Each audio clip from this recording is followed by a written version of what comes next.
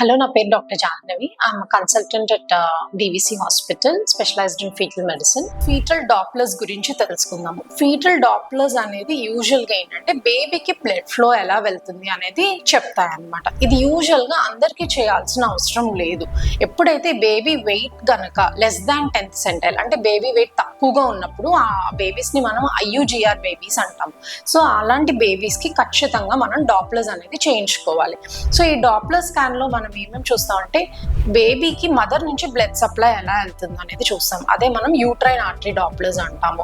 So ఈ uterine artery Dopplers అనేది మనకి సన్నగా వెళ్తుందని తెలుస్తుంటే అప్పుడు ఏంటంటే బేబీకి బ్లడ్ ఫ్లో సరిగ్గా వెళ్ళలేదు అండ్ మదర్కి బీపీ వచ్చే ఛాన్సెస్ ఉన్నాయి అనేది ఇండికేట్ చేస్తుంది.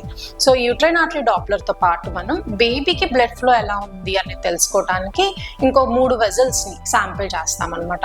సో ఇది కూడా నార్మల్గా ఉంటుంది యూజువల్గా బేబీ హెల్దీగా ఉంటే కనుక.